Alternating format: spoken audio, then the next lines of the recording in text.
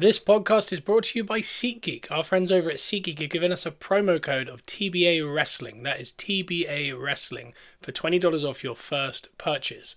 Enjoy the show.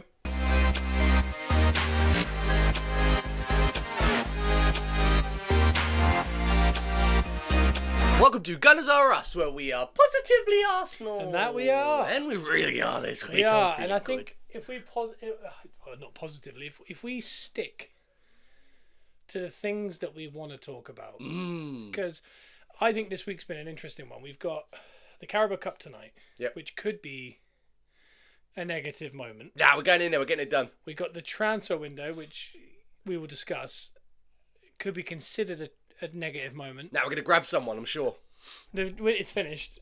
Damn it.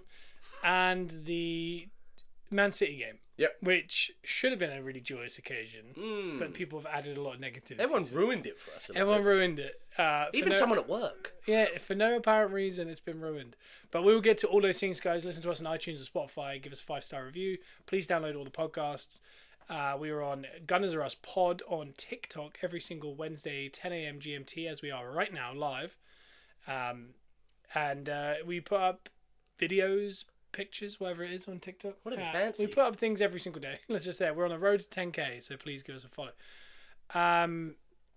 Isma in the group has already said, hoping the result against Man City gives us momentum into the result today. Yes. I'm feeling it. And Yeti says, good morning, Yeti. Hello, Yeti. I hope so. I think if we start at the Man City, because it was Man City, then transfer window, then tonight. So we'll start with the Man City. That's probably the bit that we all kind of want to hear and talk about. Because it was so... it was one of the more newsworthy games there's ever been. I'm going to say my personal favourite game under Arteta. Yeah, definitely. I mean, Man United at home with Rice scoring the late one and Jesus sitting Delo down. That's up there. The Bournemouth 3-2's up there, but I didn't think I saw it live because it was a 3:00. Oh yeah, I remember watching it on my phone. There was a Villa away where Emi Martinez scored an own goal last year. We won 4-2. Was it 2 years ago? Yeah. That I really enjoyed. We've had a lot of fun, it seems. Yeah, and yet he's just said it was the apprentice beating the master. Yeah, it was. David says Arteta to blame for no signings. So we will get to that in the transfer window. I really don't think it's his issue because he couldn't have been more open with he wants signings. Yeah. I do think it's more of a football director issue. Yeah. I think Arteta said we need a centre forward and we need this. And I think they said the only ones we can get are these. And he's gone, like Isma just said, it's above Arteta. He was pretty open. I want players. I need players. And he didn't get it. And I think I've seen a report that there's a little bit of a bust up over it all. Yeah. Villa and Spurs had mad transfer windows. But again, all of this will come out in the wash. Is Tell a really good signing? We'll find out at Spurs. And Villa, Asensio. If I say this, if Arsenal did the Asensio and Rashford deal, people would say that's awful. Villa do it, and everyone thinks it's great, which is fine because I think we're in a different position to Villa. But there's something about Arsenal. There's something about Arsenal because there's something about Arsenal because literally just look at this Man City game. We talk about it every week. There's weird decisions that only Arsenal get. There's all these things. Yeah. This game was not that. It was literally watching the game. When you look at the lineups, they're missing Rodri. We're missing Saka. Their squad is obviously much bigger. They've just spent 260 million in the January transfer window. Lovely. They have spent more than all the 19 other clubs combined. So when you think of sorry, Ross just said, "What's happened to your hair, bro?" I know. I haven't put a hat on, and it's look at it, full mullet. So they're missing Rodri. We're missing Saka, and they've brought in people like Mamouche. Yeah. Then they're starting them. The centre back that didn't start, but they've got so much talent and. Maybe we're both missing our best players, but they could change the team. The way we could change it was essentially Calafiori could come on at left back. We had Sterling, who is very, very much out of form, could come out off the bench. Waneri could come off the bench, who is 17 years old. Yeah. And we will get to that. that's kind of the only way we can change the game. Whereas they can bring on £100 million Grealish, they can bring on Mamouche. Senna. That shows you exactly how he played. Mamouche started. I don't know what Pep was doing with the Mamouche on one side with Savinho and Foden out on the right. It was I think there was some odd decisions from Pep generally. Yeah. But we started very aggressive. The high press. If you've ever watched any of these tactical breakdown situations, they kind of explain how we were pretty much pushing it to Nunes at the back because he was playing our position. So he was always going to be the weak point. And we've talked about it here, the blanket press where you push to one player and then everyone stops and goes, go on then, do something with it. And no one actively wants to win it, win the ball off of it. Yeah. Target. Yeah, and then once Akanji made his mistake, which led to the Odegaard goal, we started to do it with Akanji. We were pushing it to Akanji and then stopping because it was almost like, oh, you've messed up. Yeah, go again. We'll push there. And it happened again because they allowed Akanji and the goalie tried to force it all the way up to, I think, it was Kovacic when Rice stole in and Havertz missed the one-on-one, the clear sitter. But, I mean, within the first 10 minutes, we could have been 2-0 up. And the Havertz chance, I really do believe, and we talked about it last night. Yeah. I think a lot of forwards do miss that. Do I think he should have scored that? 100%. Oh, God, yeah. 1% he has to score that. But I've also watched Haaland do that. Yeah. I've also watched Isaac do that. And if you remember back to Henry, we looked through rose-tinted glasses. There's a chance Henry probably missed a few. Henry definitely did it. We only remember the good bits. Sometimes you have a little bit too time. I think I knew it from the get-go that the narrative was always going to be Havertz because it was the day before the transfer window shut. And Neville, after he passed it to Odegaard and we were winning against the champions after 2 minutes, all he could talk about was Havertz. He doesn't have it in him. He had to pass it. Not that he thought, I want a guaranteed goal, so I'm just going to knock it out Odegaard. But very unselfish. Yeah. It was one of those things that I think Havertz is an unbelievable football player. He's a team player. He doesn't care about stats. Do I think he's the most clinical finisher of all time? Absolutely not. No. But I think there is this narrative that other players are better than us. So, for example, if we brought in Tell, everyone would be like, oh, we might win the league. Yeah. But we might watch Tell for Spurs and go, dodged the bullet. Yeah. Dodged the bullet. He's not changed everything. Yeah. Whereas sometimes you have people like Waneri who, if we were buying a 17-year-old from Barcelona, let's say Yamal, is that as good as Waneri is, and we paid 80 million, we'd all be going, oh, here we go. We could be in here. But we have it already. He's already there. And I feel the same with Havertz in the sense that I really think he's better than what people say. Like, his stats are so much better than what people think. He does miss. He's missed some chances. He misses a decent amount of one-on-ones. Yeah. But he's getting goals and he's assisting. He's bringing other players in. He's working harder than anyone else in the team. God, he makes it all tick. And the narrative is so old, and I don't want any. The media are going to do it, but the Arsenal fans need to just get behind him. I think, and just go. This guy gives everything. He's trying everything. He's not the most clinical finisher, but he also didn't expect to be coming in as a centre forward. So it'll be, there's don't just get in the chat. Pause, Scouse, Danny. Pause, Scouse, Danny. If you don't win anything, that'll be embarrassing on Sunday.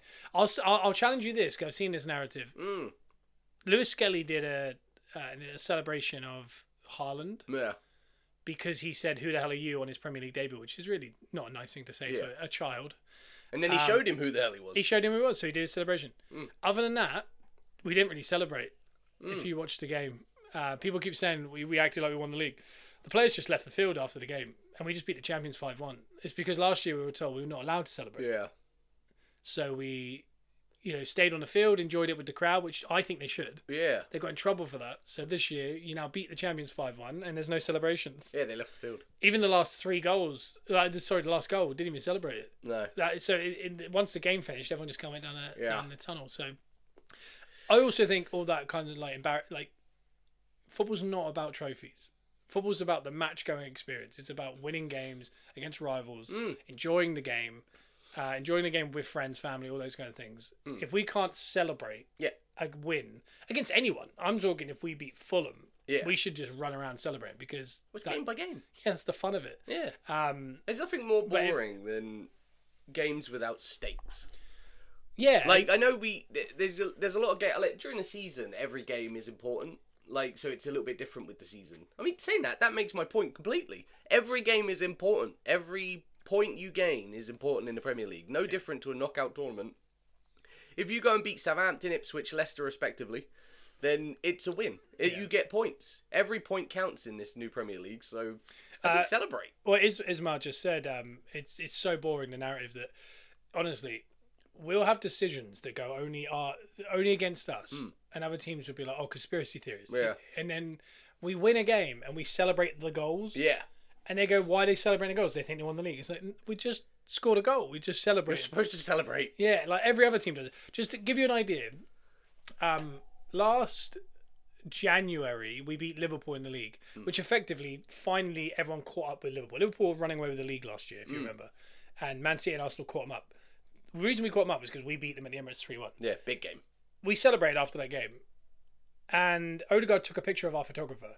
If you know the club, he did that because it was a really nice shot of a guy who loves the club. He does.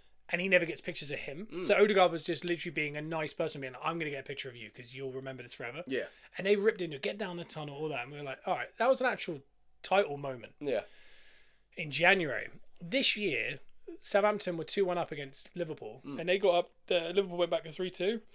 Salah took off his shirt and they all went into the crowd. Yeah.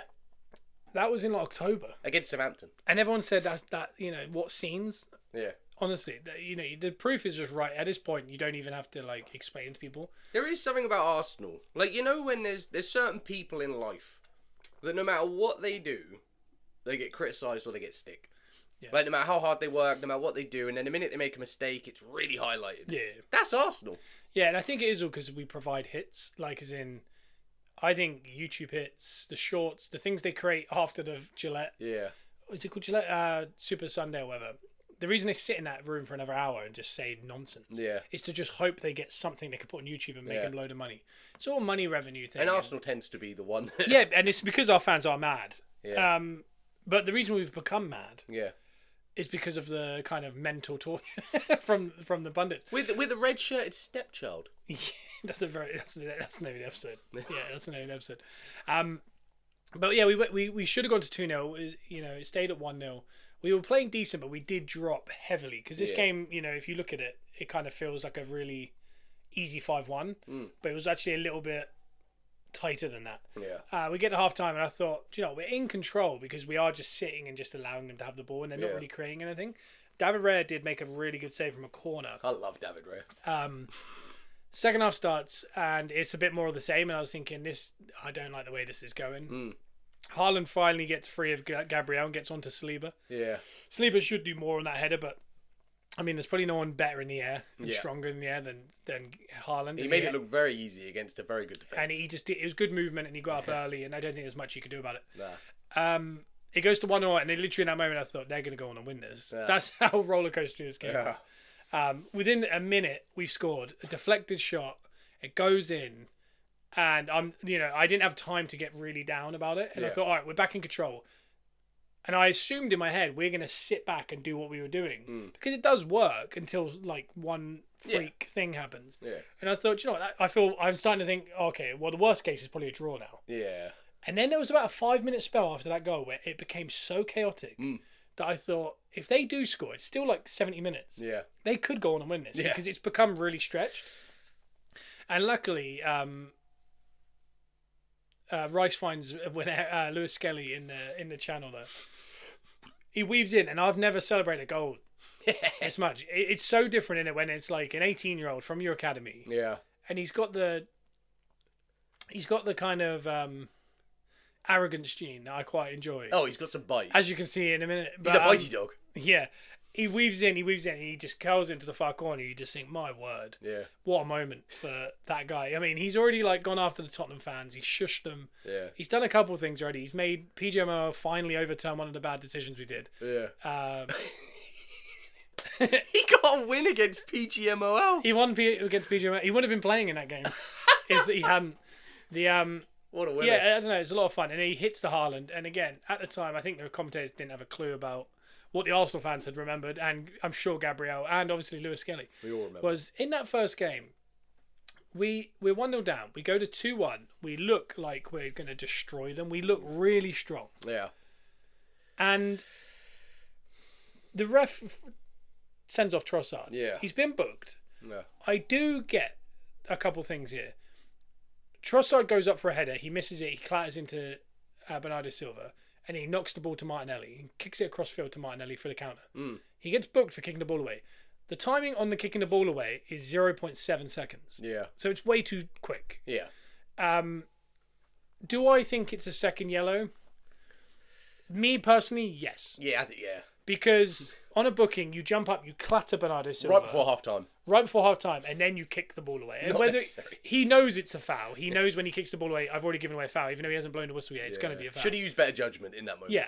When you take into account everything else, PJ Miles said that the ruling is you can kick the ball away if the player is down because they can't take a quick free kick. Bernardo Silva was rolling around on the floor. Yeah. So he couldn't have started it. So technically it shouldn't be a booking. Yeah. And then when you look at yesterday, Bernardo Silva was literally just kicking people on the floor. He was nasty in that. Yeah, and he went after Waneri near the end as well. Yeah. And there was he never even got a card. And so when you look at that, you start to go, no, he shouldn't have been sent off. And that same referee in Michael Oliver refused to send off Kovacic the year before because it was the end of the first half. He didn't want to ruin the spectacle. Yeah. For an over-the-ball high challenge on Odegaard's shin that actually injured him. Yeah. And if it's Michael Oliver, you're going to question it. Yeah, anyway. and then fast forward 1 year, he sends him off in the first half for knocking the ball away. Yeah. So that's what makes us mad. Do I think, take away all of that, do I think it's a second booking? Yeah. Yeah. If you give us all the actual proof of what that ref and what other people have done, Yeah. then no, it's not. But either way, it goes to that. We then hold on for the skin of our teeth. He then books Lewis Skelly before his Premier League debut for walking around to the goalie to talk to Rhea. And then during the end bit, they score in the 96th minute. Haaland grabs the ball. He throws the ball at the back of Gabriel's head. He then runs off. They then take the centre kick after the goal. He then goes through the back of Partey with an elbow. Starts a fight. And in amongst that, Lewis Skelly's standing up for his teammate. And he says, "Who the hell are you?" In other words, to a child who's making his Premier League debut. Yeah. Which, he doesn't have to care about that. But it is disrespectful. If we're talking about disrespect, which we're about to get to, because we've been told we're showing disrespect, the 25-year-old Champions League winner saying "Who the F are you" to a 17-year-old definitely seems a little bit disrespectful if we're saying that this week was disrespectful. Yeah. The game ends. He then goes and calls Jesus a clown. Yeah. He then pushes our manager and says, "Stay humble." Yeah. And people are saying that we're proving our point with the "stay humble." Do you think in his second language, when he said "stay humble," he meant the actual term "stay humble"? Yeah. Do you reckon Haaland was saying to Arteta, "You're doing really well. Don't get ahead of yourself. Don't get ahead of yourself because you're doing really well." Do you reckon that's what he was trying to say? I could tell by the look on his face. Just after he said that guy was a clown and "Who the hell are you?" I don't think he meant it that way. I think he was trying to say, "We've just humbled you." That's essentially what he was saying. So all this other nonsense is madness. So after and by the way, no one reacted. Gabriel didn't react to getting thrown the ball in his face. None of this got reacted to. We just ended the game. Gabriel did an interview and said he has to come to our place. It's going to be war. Yeah. End of. And at the end of the game, we sat and watched the pundits, and they showed it. They all started laughing in front of the ball at his head. Yeah. And they showed the Lewis Skelly bit, and they all started laughing. And they said, "This is what we've missed in the Barclays. Yeah. Their needle." Fast forward 3 months. We go 3-1 up. The 17-year-old, he didn't know who he was, proves who he is, and hits the celebration. Like Saka's done to Maddison. Numerous people have done the Haaland as well. And loads of people do the Haaland. People do the Cole Palmer. I think Haaland's also done the Mbappe in the past. I've seen it. He hit it as that's his retort to Haaland. He had two options. He could have fought him on the day. He could have punched him in the face or scored a goal and celebrate. Right. But instead he scored a goal and then did the celebration. With time left on the clock, so this could all still go wrong. I think it's box office. I think it's fun. It's good stuff. I think it's good for the league. It shows confidence from Lewis Skelly. Yeah. And obviously after the first goal in the second minute, Gabriel laughs at Haaland as he runs past him. I think that's more ballsy than doing it at 97 minutes when we're down to 10 men and you've just drawn. To score a goal early against City and do that, no, full well, they're probably going to score. They could easily come back and win that 5-1, and everyone's going to look back at that. He took a chance with it. Yeah. So, and it's a bit of needle and all that. And if you watch the clips, Haaland's literally hammer fisting the back of Gabriel with his arms, the back of his head, all sorts throughout the whole game. Gabriel doesn't rise to it. And then we go on and Havertz finally gets his goal he deserved. When Waneri comes off the bench, we'll talk about Waneri's kind of cameo in a moment, but I mean, Waneri finishes off, does the Saka celebration. Game ends. And that's it. Yeah. And you're thinking, my God, that was the funnest game I've watching forever. They Enjoyed go that. to the pundits and they think, God, they're going to be full of praise here. Yeah. And the conversation is completely around Lewis Skelly is disrespectful. And so is Gabriel. And we got to kick out of the game. I mean, laughing at the guy's face. Yeah. Because we went 1-0 up. And by the way, none of this would have happened if they didn't do what they did. They started it, yeah. They started all this. We just finished it. Yeah. They threw the ball at the back of Gabriel's head and it was funny. Lewis Skelly hitting his celebration in retort. Yeah. Totally disrespectful. Need to kick out of the game. An ex-chief of the PGMOL spoke and said he reckons he should have got a 3-match ban for that, and so should Gabriel, because it's disrespectful.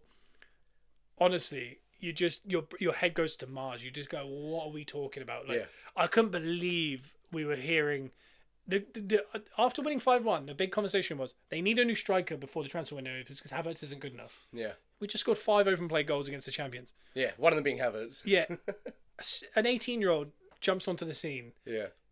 And gets disrespected by the best player in the league, and he comes back, scores from left back, and hits his celebration as a little like fun retort. And had a bigger impact on the game Too than disrespectful. Haaland. Than Haaland, yeah. And Gabriel completely, for another year, him and Saliba have absolutely pocketed Haaland. Keep him very quiet. And their conversation was they need to get the ball to Haaland more. It had nothing to do with the way in which they defended. No.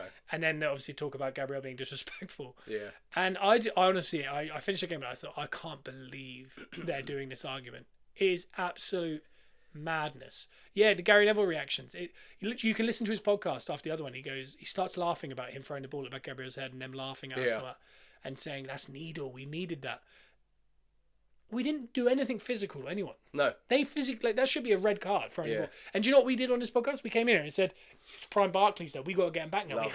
We have to win. Yeah. So we waited. We came here.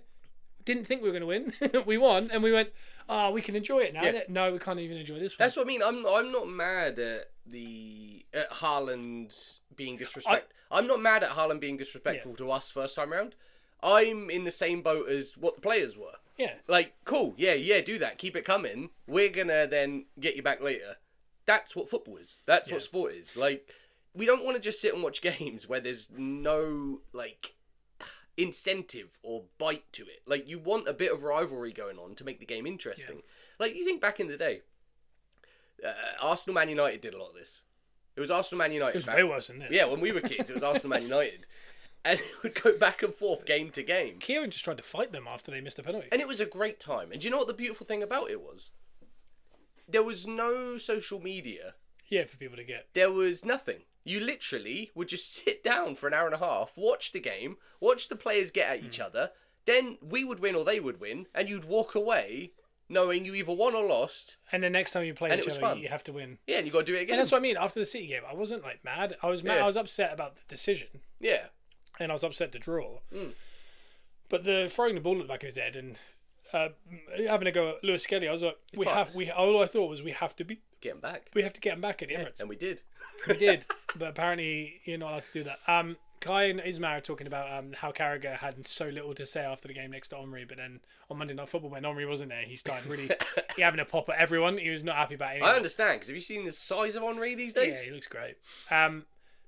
Honestly, Thierry used to score a goal. Remember when that Wigan goalie... Amazing. He was time wasting. He just put the ball in. He said, "Do you want the ball now?" Yeah, there you go. And he got in trouble for that. And I was just like, "That's brilliant." Yeah, it's great stuff. Like if you're gonna be dark artsy, when someone does it back to you, you're gonna have to accept it. Yeah. And by the way, I thought Haaland dealt with it fine. He did perfectly. Like when Gabriel laughed in his face, he was like, "All right." You know, and then near the end, when Erigol went in, I think they started having a conversation where he was saying, "Stay humble" to him. Yeah. And Haaland just pointed at his badge, and Gabriel just laughed. Yeah. They were fine. It's a friendly And again, rivalry. like Haaland threw the ball at the back of his head, and Gabriel didn't react. Like most players would have, that would have started a whole fight. Yeah. They just accepted it. It's part of the sport. Yeah. So it's just, for me, it's one of those things that I couldn't believe the narrative after that game. But irrespective of that, I love that game. It was my favourite game under Arteta. It was awesome. Yeah, Kai says Neville shouldn't be able to comment on Arsenal games. Liverpool fans know this too. Yeah. It is. It's so hard to listen to. The fact that Phil Foden, Jason's in. Phil Foden made an errant pass, and Thomas Partey picked it off and scored. Yeah. he didn't talk about the fact we're now 2-1 up and we've got back into the game. All he could talk about was, could Phil Foden not see the Partey? Was he hiding behind the ref? And they did replays of it, and I was sitting there going, what's happening? Trying to defend Foden. Yeah, I was like, can we just talk about the goal? Like, why I don't know what they were talking about. I tell you what, the talk around, like, a lot of the narrative that people get from these games is the direct punditry after the game, and that is Sky Sports, and it is. I know it was Mika, who is an Arsenal fan, but they're playing Man City, so it's tough. and also a defender next to Carragher, also a defender. Yeah, Like, they're defensive players. I know Henry was there, but a lot of the time it is Neville and Carragher, very defensive players. So when players do these celebrations, they're thinking it from a defender's standpoint. Whereas you listen to, I think you pointed out yesterday, Gary Lineker and Alan Shearer, with Mika obviously, but it was Lineker and Alan Shearer on their podcast. Yeah. Were very much, like, happy about the celebrations. They were like, yeah, you should enjoy it, do it. Yeah. They're coming from a striker's standpoint. Yeah. So you're getting a narrative from very defensive players when it comes to this kind of stuff. Yeah, Kai and Ismo are saying, can you imagine if Saka did what Foden did? They went and done the replays and they just said, Neville, he's cost his entire team the title there. Yeah, it's true. It's honestly, it's so mad. And I had this conversation last night because I know that there is that conversation around race with this. Like, Yeah. there is an underbelly there that people are a little bit unnerved by that because it's the same way when England win, Foden and Kane in the picture, and when they lose, it's Saka and Sterling. Yeah. And Saka and Sterling are the most, like, some of the nicest human beings in the league. Rashford's another one. Yeah. And they get so much hate Yeah. in papers and also it is awful. I tell you what they're not ready for is Lewis Skelly. Because he's not going to be nice about anything. And he don't care. He's going to get at you. And that's what I love about him. Yeah. It's the best. Yeah. Yeah, it's massively brushed under the covers. I think Sol Campbell spoke about it, and it's certainly in the game. It has to be. Yeah. Because it's, it happens too much for it not to be. And this isn't an Arsenal thing. This is a bigger thing than Arsenal. Yeah. Because it's the same with Sterling when he was at City. It was the same with Rashford at Man United. Yeah, it's something that I think has to be kept an eye on because, I mean, is it complete bias? I don't get the bit I don't get, like going back just straight to football. Mr. LDN says, I hate Arsenal, but they're playing like Real Madrid lately. Do you know what? That is such a good way of putting it. Yeah. Real Madrid won the Champions League last year and the league, I think. And they were so kind of not good. Yeah. Yeah. I remember watching that Champions League final thinking, oh, God. And they just kind of bundled their way to the final. Yeah. But there was like a weird, cocky kind of... They would just score, but you didn't know why they were scoring. Yeah. I don't know how to explain it, but that is a really good... I kind of feel that way about Arsenal, yeah, a little bit. And Chavano says tonight's Arsenal-Newcastle revenge game coming. Yeah, we will get to that. We'll get to that. Because to kind of put a cap on the Man City one, I absolutely love the game. I thought the narrative around it afterwards was ridiculous, but as an Arsenal fan, I'm just smiling. I think it's been a really nice couple of weeks where finally people saw how bad the decisions we got with the Wolves one. Yeah. Everyone had to admit it was bad, including the PGMOL. They then had to just fine us for surrounding the ref for a decision they got actively wrong, and they've admitted to it. It was almost like, everyone went, yeah, Arsenal got screwed a little bit there, and then everyone got so upset they had to say it. Yeah. They were like, it got to a point where everyone was like, this is, I think Neville said it. He said, the way in which Arsenal go about the media is disgusting.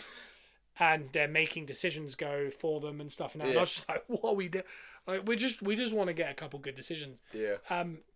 But that felt nice to win a game that we got kind of messed over in. And then this one was another nice one where it was like, I didn't expect to win that game. No. But to win it that way, I don't really care about the narrative. It's frustrating, the narrative, but it's also, It's nice when you win. It's funny because when they're doing that, if we'd lost that and they were doing all that, Yeah. we'd be sitting there going, "Oh, this is rough." Yeah. The fact that we won, we can just laugh at it and just like, Doesn't matter. By the way, I don't think we're going to win the league. We've talked about this a lot. I think this year's a bit of a. Yeah. So many things have gone against us as far as injuries to decisions to just results. Yeah. I don't think we're winning the league this year. Can you imagine how bad they're going to react if we won the league? Oh. Like, it's making me want it more. Oh yeah. Silva should have got 4 yellow cards in the game, 100%. Yeah. I think Nev was talking about Man United under Fergie by accident. He said Arsenal. Okay. Yeah, but no, the game was brilliant. I really enjoyed it, and it's such a nice feeling when you know you're going off to Dubai for 10 days. Yeah, I love that bit. Not us. No, They are. I know we've got the game now, but like as far as the league's like wrapped up. Hard game done. Yeah. We're coming back to, I believe, is it Leicester away? Yeah. Purple patch incoming. But yeah, if anything's to go by, I mean, the worst game we've got left now is Anfield. Yep. Definitely Anfield. Yep. Which is probably going to decide a lot, because if they were to drop a couple of points and it gets within 3 or 4 points, Yeah. or 5 points, that game is the difference between us being in a title race at the end of the season. And we all know what happens when we get back I'm from fairly Dubai. sure, though, Come on. the Liverpool game is like one game before the end of the season. Yeah. Can you imagine if they're 3 points ahead and it's like the game before the last? And if Bring we it. win, we can go level. Bring it. And it goes to the last day. Again. Yeah. We Anyway. go again. Yeah. Yes, that's another point. Sorry, I haven't talked about this. Kai said, how clean is Waneri? The touch, the dribble, the pass, and the shooting. We win the league at Anfield. 1989. That was the year I was born. It was the year you were born. Yeet. That would be mad. Waneri's cameo is just mad. I really like the player. I actually really like him off the wing. Yeah. I know he's a midfielder, but there's something about it. He kind of feels inevitable. Yeah. When he cuts in like that, yeah. It's like Iron Robin. Yeah. Everyone knows what he's doing. It's like Saka does it. Everyone knows what he's doing, and everyone goes, "Why do they allow it to happen?" Yeah. It's because you can't stop it. He's taking half touches. He's doing things to knock you off balance before he does it. Yeah. And then the finish is so precise. Yeah. But I think Waneri's is so precise because he's done this for youth football. Yeah. And I thought maybe that's something like that's a shuffle and a hit that you Yeah. can't do in men's football. But he's doing it in the Champions League. He's doing it in the Premier League. He's now got the same amount of goals in all competitions as Martinelli. Yeah. If he scores 3 more, he'll be above Saka for goals this season. Yeah. And the only it'd be Kai Havertz then Waneri in our team. If he also scores 3 more before his 18th birthday, he'll be the first ever player, and he'll beat Michael Owen and Rooney to hit 10 goals in a season before he's 18. Wow. He also became the youngest player to score against the current champions. Lewis Skelly beat the record like 10 minutes before he did. He then beat Lewis Skelly's record 10 minutes later. That move inside is Iron Robin-esque. Like, do you remember Robin would just kind of step in and then do it? Yeah. And you'd be like, why can't they defend it? And they just can't. And the thing Saka developed was he would go to do it, and everyone would be like, oh, everyone jump at it. And then he would just cut back on his right and then hit it near post. Yeah. Once he figures that one out, it's going to be hard work. But I mean, And where he's persistent with that shot, though, because like if you watch games, he does the same exact thing where he'll cut in on the left, shoot, it'll get blocked or it'll go wide, but he'll do it like 5 times, and one of them will go in. yeah, I think his ceiling is potentially the highest we've ever seen. Yeah. I think Lewis Skelly's up there as well. Yeah. You got to remember when Saka and Smith Rowe, Willock, Iwobi, these guys got into the team. They were getting into a team that was down their luck, 8th in the league in the Europa Cup, and they were getting their minutes in the Europa Cup. These guys are so good. They're getting minutes actively in title races. Madness. To be getting that at 17, they got to know something, and they are clearly good enough. And then they come in and then they produce. Like, I don't think I've seen 2 people produce this well. Yeah. So to get that so soon after people like Saka and that, I mean, when you watch Lewis Skelly interacting with Timber and everyone keeps saying like it's like he's his uncle. No. That's a 23-year-old talking to an 18-year-old. They're like, the same age, they're basically. so young. Yeah. And Saka seems like an old man now talking to Waneri. It's like he's 22, 23. No, for that stuff is certainly bright. I'm excited to see more of Waneri, and I also am glad we didn't make more signings to an extent. No panic buys. Yeah, because I'd rather Waneri play. I'd rather they just said until Saka's back, Waneri's going to play off that right every single game. And the extra centre forward we need instead of Havertz is Trossard. Yeah. And just let Martinelli play on the left. And then play Sterling as whoever needs to come off. And just say, do you know what, if he needs help, let Trossard plays great at number 9. Yeah. So there's things like that I would love to see more minutes in Waneri, because I think he's, he could be the reason we don't have to go and buy a £100 million winger with a forward in the summer. Yeah. But the transfer window did shut. Yep. We didn't buy anyone. Supposedly we were offered Watkins. That deal of 60 million was actually 40 million when we offered it. They came back to us on the last day and apparently said you can have him for 60 million, and we said no. As much as I would love to have had a new player, he would have been cup tied in the Champions League. Carabao Cup, he would have been cup tied albeit I believe we're probably going out tonight anyway. Yeah. So he wouldn't have been able to play in the final if we were together. So really, he would have been playing the last 13 games in the league. And I don't think he would have been playing every game. No. And then in the summer, you wouldn't have then been able to go and get an Isaac or a Sesko, whoever the actual target was. Yeah. And I think when you look at it in the grand scheme and go, all right, Watkins, he's going to be 30 before the end of the season. Yeah. The 60 million outlay, your PSR-wise, is all based on how much you buy a player for and how much you sell him for. Yeah. Like, profit. We're never making profit on that. No. That's a lot of money for an older player. Like, if anything, we're going to make complete 60 million loss in like 3-4 years' time. That part of it makes it really kind of. I get why they kind of just held back and said, let's not do it. Yeah. I would love to have had a new player. If Tell had come on loan, I would have been excited just because I just wanted an extra body because I think our team is very good. We just don't have enough players beyond. Yeah. Good morning, Brendan. That's all it is. You know what I mean? I don't want, like someone said, like we should have bought Nico Williams. It's like, yeah, but where would Martinelli needs to play? Yeah. And I'd love to have the depth that we have: Nico Williams, Martinelli, Saka, Waneri, Havertz, Isaac. That's, by the way, at the end of the summer, I would love to have that. Yeah. And you have the options, but then someone will start to go, oh, I don't get enough game time and leave. And sometimes you need players that aren't kind of those level. You don't want to disrupt it too much. Yeah, Trossard was the perfect signing. He doesn't play every game. He's not bothered about not playing every game. Yeah. But when he plays, he's good. And he can play in multiple positions.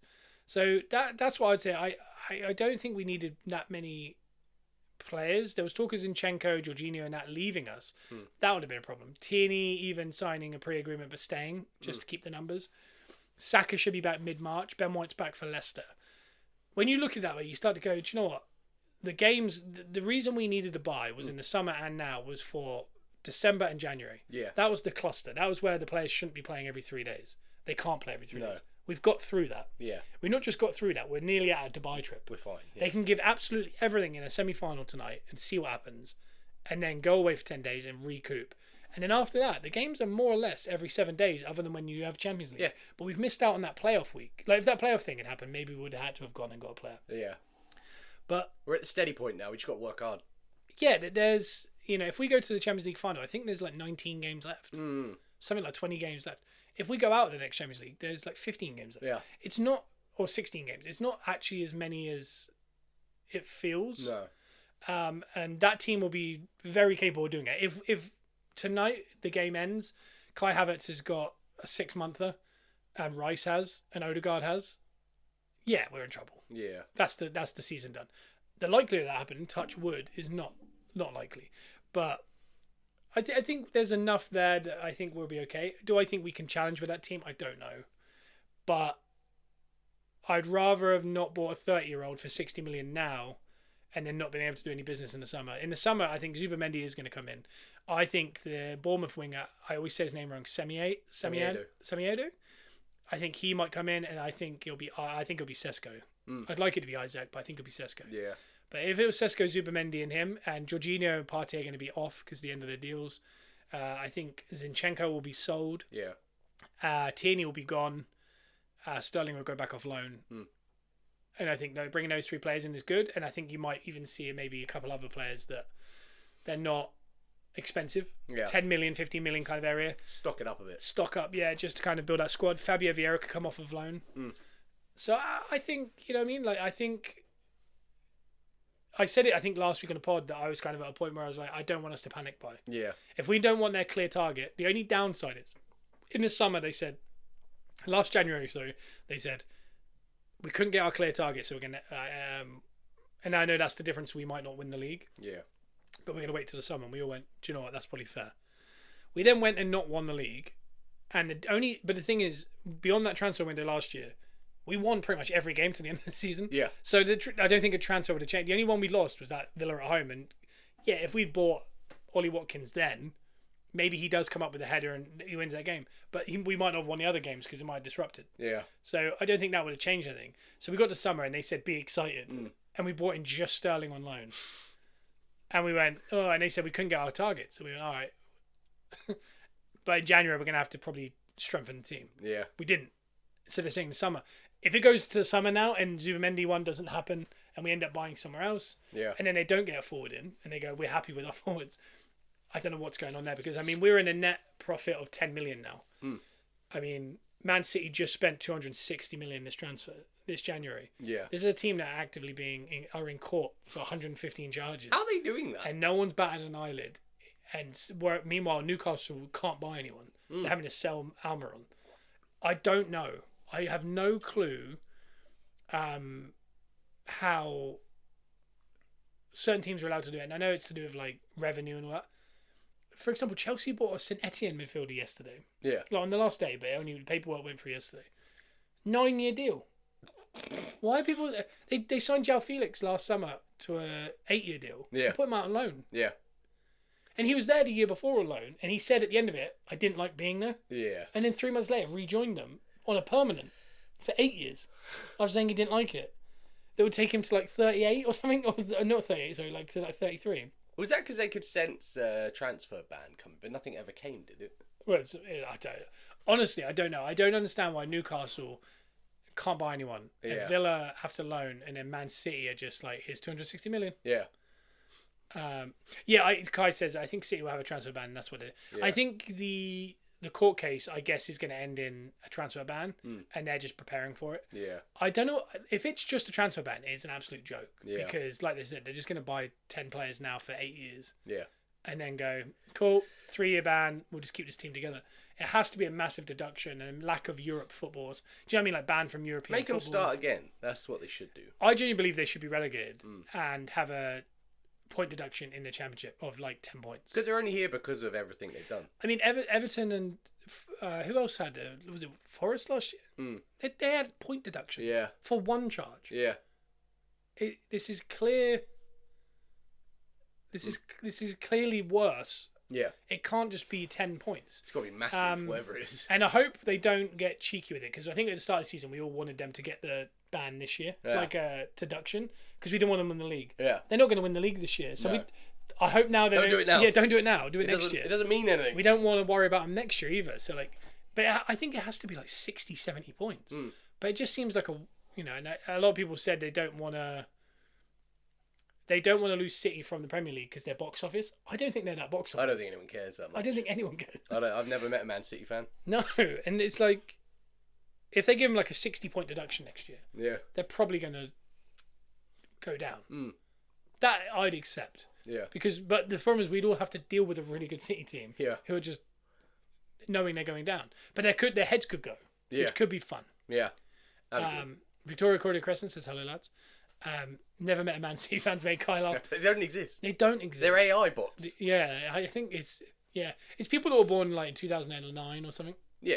It's that kind of era. All the actual Man City fans in Manchester. Like, Victoria Cordia Crescent says excited for today's game. I think I've seen a few of those. Seen a couple of people saying we're definitely going to win. Some people saying we're definitely not going to win. I genuinely think if we had lost to City, yeah. not bought anyone, and then lost this one, Yeah. that Dubai trip would be like, let's put our head under the covers, and just ignore it. Not us, them. They're going to be like, just pretend it didn't happen. Yeah. I think with the win, and then us all kind of, I think Arsenal fans are a little bit annoyed we didn't bring anyone in. Yeah. But I mean, it's not physical. I think it's this kind of thing, isn't it? Like, by the way, we don't rate the players we have enough. No. Like, people generally in the media or even the fan base. We always assume we can bring in better. Yeah. For example, in the summer, Arsenal fans were saying we should put in 70 million for Adingra at Brighton. Yeah. He's just gone on loan to the Championship. So sometimes, do you know what I mean? Sometimes we think like, that guy's he's a player here. Yeah. And then a year later he's gone. And you're like, oh, he wasn't that good. Yeah, he wasn't great. But Arsenal fans would have been happy if we bought that. But that would have also taken all the minutes we got out of Waneri. Yep. Yeah. Do I think we're short? Yes, we are. We're clearly short. We're too short. Yeah. But there are certain signings that you go, oh, it's like this summer we could have got, like this January we could have got Watkins in. Yeah. But that means no Sesko, no, who's 20, no Isaac, who's 24. It would have been, it would have just accepted Ollie Watkins now, and he might have then started deteriorating, getting injuries that he never had before. I don't know. I think we all kind of agree on that. All this has done though is I definitely think it's taken the pressure off tonight. Yeah. I think because we lost so badly at home to Newcastle, we kind of expect we're going out tonight. But we're going to give ourselves a good try. Yeah, we'll try. I think if this was 0-0, there'd be more pressure on it of like, oh my God, this is to get to a final. The pressure's off because we just assume we're not going to the final. Yeah. I really do believe this one is a... it's a free hit. It's a free hit. Shane just said, I think we'll go for Sesko in the summer, a winger and Zubimendi. That's exactly what I said. I said Sesko, Zubimendi, and Semedo from Bournemouth. I think out of 3 players. Kluivert would also be a really good... I was a big fan of his dad, so the idea of cool having to have a Kluivert a Kluivert Arsenal shirt would be fantastic. He does feel like he's bound for Newcastle eventually. 100%. Just for the... I don't know. Yeah. Yeah, I don't think there's any pressure. And the cool thing is, because we have the Dubai trip the other side, and we're at the FA Cup, we're not going, I don't want to give everything at Newcastle and then go out the FA Cup at the weekend. We're already out. Yeah. So it's like they can give every last inch. Because Newcastle then got to go play in 3 days in the FA Cup. Yeah. Whereas we're off for 10 days. They're going. They got a flight Thursday morning to Dubai. They're going for some warm weather training. So we can give everything. Yeah. I think it all out there. If at the end of the first half it's 1-0 to Newcastle, I think it's just curtains. Yeah. I think that's it. Obviously you can't give up, but the way in which their crowd is, the way their team is, I think Joel Linton is missing the game. Ooh. He's seeing a specialist about his knee. But yeah, an early goal. Brendan just said it. I think an early goal for us really changes it because I think you got to remember Newcastle are a team similar to Tottenham, similar to a lot of teams. They haven't really won a trophy. No. It's so long. Yeah, and they're very hit and miss as well. This is so important to them. This is everything. Yeah. We're obviously fighting in the Champions League and the Premier League still. We do need to win a trophy, of course. We always should. But they really need They really need it. And I think we've got nothing to lose tonight. An early goal, I think they start to go, oh, God, don't do this. I think just let young Ethan do his thing. That's what I was going to say. As far as I really would start with Eri tonight. When Eri, Havertz and Martinelli, I would start. Odegaard, Partey, Rice, I'd ask them to do another shift. I'd pretty much play the exact same team as we did the other night, but I'd bring in Waneri to start. Yeah. I know he's such an impactful sub because let's say it is 1-0 and he gets to 70 minutes. He could be the difference to making it 2-2 and going extra time. Yeah. Shane just said, got to start Ethan. Yeah. I just want to see, with those minutes, I want to see how many goals he could score. Because I feel like he has the ability, with minutes, to just score whenever he wants. He feels really inevitable. I really do think. Brendan says, how surprised are we at the development of Ethan and Miles? Honestly, it's the speed of it. To do it so soon after a generation of Saka and Smith Rowe and the Willocks and the Iwobis and, Eddie Nketiah, that kind of era. Yeah.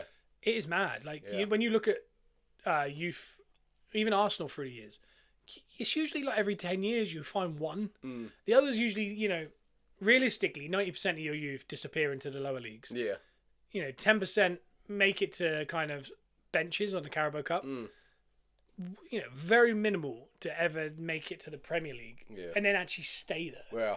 Whereas, to find Saka is an absolute gem. Yeah. To make 40 million off of Iwobi, 40 million off of Willock, 40 million off of Smith Rowe, that's what that's what Hale End's about. It's either creating us players or making us money because it's completely free money.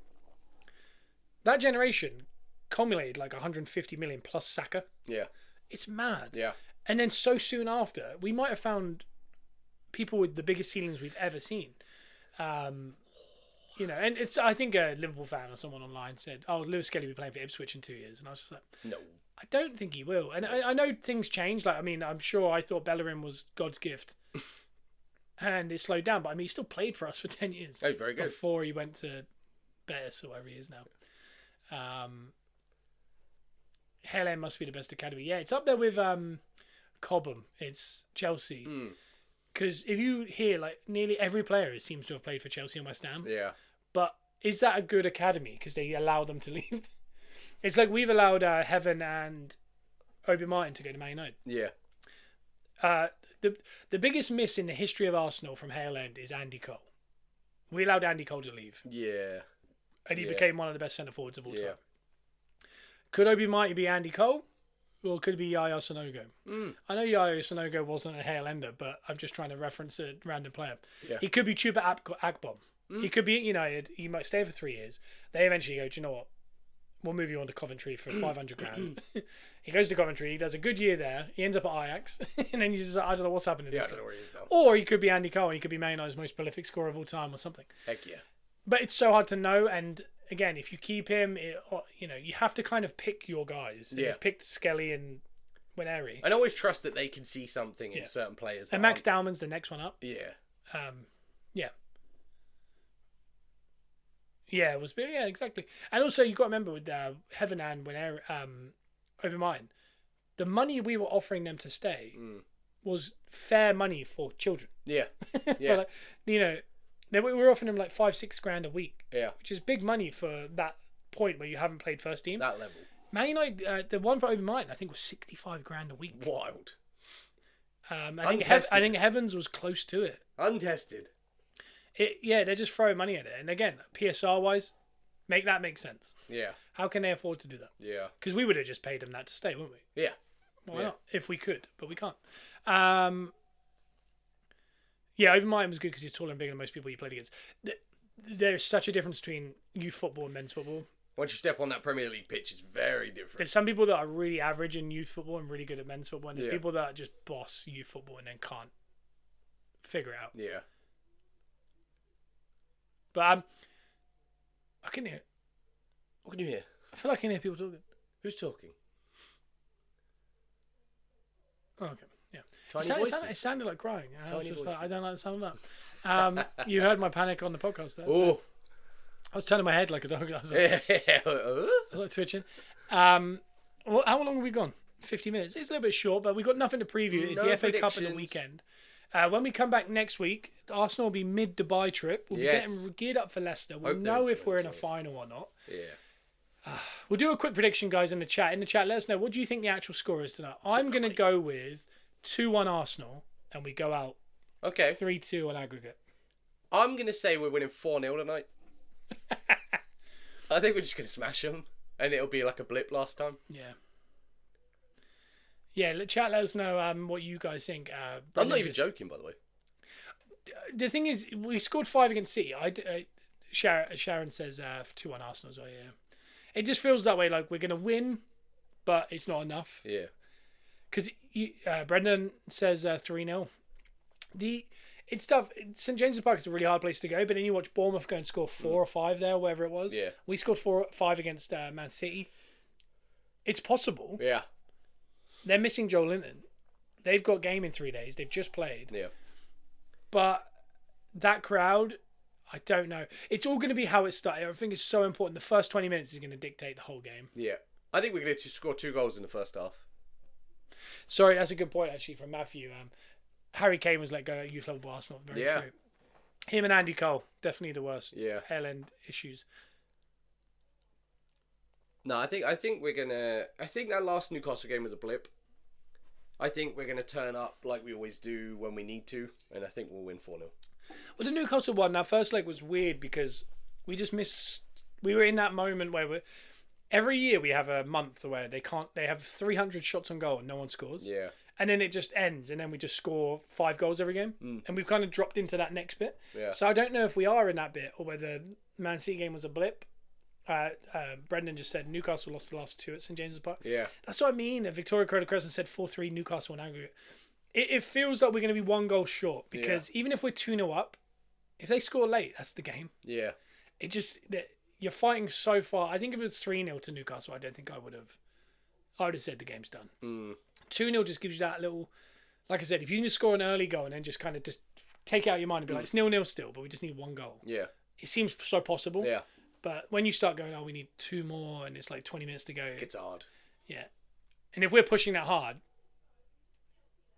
you know what's going to happen. Yeah.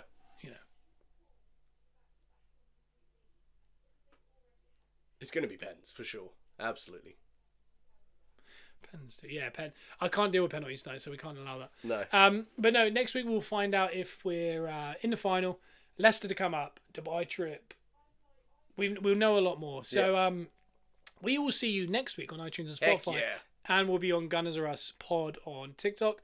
Please give us a follow on there. We're on our road to 10K. Close. Also, check us out underneath the podcast. We've got our SeatGeek sponsor at TBA Wrestling. Thank you for the TBA. Thank you for the SeatGeek, sorry. We are TBA. And we got Whatnot. We have Peppercorn sports cards on Whatnot. If you want £10 credit to go buy trading cards, shirts, jumpers, shoes, paintings, whatever you want. Everything's on Whatnot. But if you want £10 free to go play with, go underneath this podcast on iTunes and Spotify and click the link, set up an account, and you can even watch one of our shows where we sell these mystery boxes behind us. Do it. We've got a load of trading cards. We did a wrestling show just the other day. We do a football show every single week. Yes. That will all be sent out today. Woo! The household loves TBA. I love that, Sharon. Let's go. I love that, Sharon. But thank you. And you're number one gifter today, I believe. It says next to your name. So we will see you all next week. TikTok, we're probably staying with you for a second, but the podcast, that is your time. Have fun. If I can unlock my laptop, goodbye. Bye, guys. Bye.